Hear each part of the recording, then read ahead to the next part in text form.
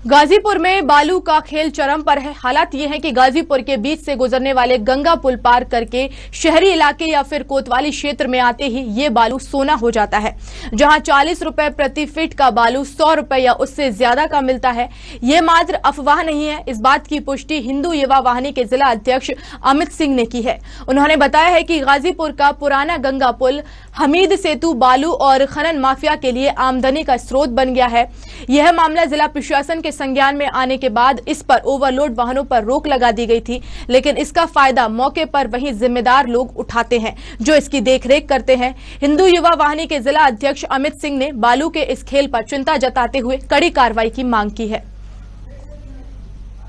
मैंने इस संबंध में डीएम साहब से वार्ता की थी। मैं कहा कि जनपद की जनता परेशान है, अगर NHI वालों ने इस पे दिया है कि नहीं, इस पे अगर पुल ट्रैक्टर नहीं चल सकता है या ट्रॉली नहीं चल सकती है तो कम से कम जमनिया से चलवा देवें, जिससे जनता को कुछ राहत मिल जाए। ये कालाबाजारी है।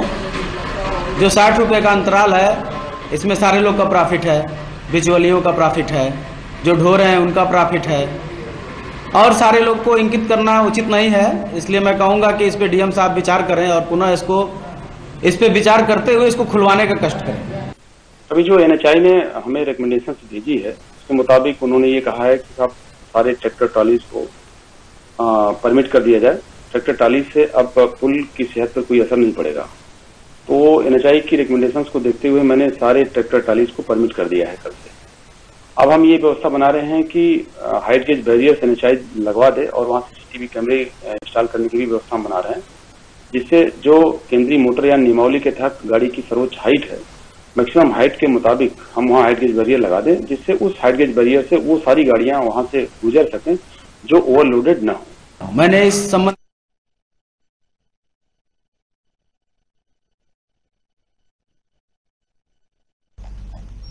और इस खबर पर ज्यादा जानकारी के लिए संवाददाता ब्रजेश हमारे साथ जुड़ गए हैं।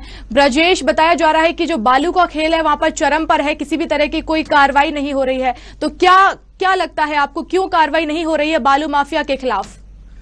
वर्षा जी, मैं आपको बता दूं कि यहाँ जनपद में बैठे हुक्मरानों की मेहरबानी से ये बालू माफिया अवैध खनन को अंजाम देते हैं जी। और इन हुक्मरानों के साथ साथ यहाँ इन पर सत्ताधारियों की भी खासी मेहरबानी रहती है, जिनके संरक्षण में ये यहाँ पर जनपद में बालू का अवैध खनन हो रहा है।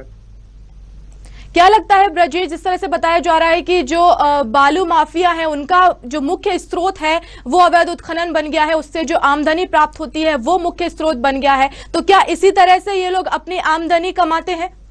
जी, मैं आपको बता दूं कि ये जो है यहाँ पूरे जनपद में लगभग आधा सैकड़ा बालू खदानें संचालित हैं। यहाँ जो है ये जलालपुर थाना क्षेत्र का जो यहाँ जनपद मुख्यालय से तकरीबन 50 किलोमीटर दूरी पर ये जलालपुर थाना क्षेत्र है। यहाँ पर लगभग आधा दर्जन से ज्यादा बालू खदानें संचालित है। यहाँ बालू माफिया सारे नियमों को ताक में रखकर अवैध खनन को अंजाम देते हैं। जो है ब्रजेश, आपसे जानना चाहेंगे कि जिस तरह से ये मामला सामने आने के बाद प्रशासन की तरफ से कार्रवाई भी की गई और जो ओवरलोड वाहन है उन पर भी कार्रवाई की गई है, लेकिन इसके बाद भी जो माफिया है वो लगातार क्षेत्र में सक्रिय है, तो क्या माना जाए, पुलिस की कार्रवाई का जो माफिया है उनमें खौफ नहीं है?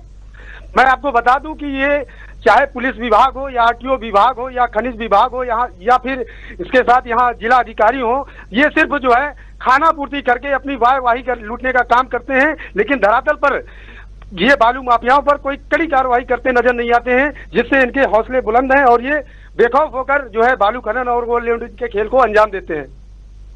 क्या माना जाए ब्रजेश, जिस तरह से बताया जा रहा है कि प्रशासन की कार्रवाई का भी डर नहीं है, तो क्या लगता है जो माफिया और प्रशासन है, जैसे DM है, जिला प्रशासन है, क्या इनकी मिली भगत से इस पूरे ही अवैध उत्खनन का जो कारोबार है वो किया जा रहा है?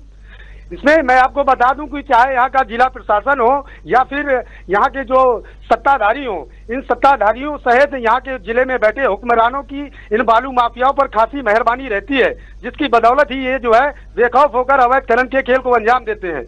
जी, बहुत शुक्रिया ब्रजेश हमसे जुड़ने के लिए और इस तमाम जानकारी के लिए।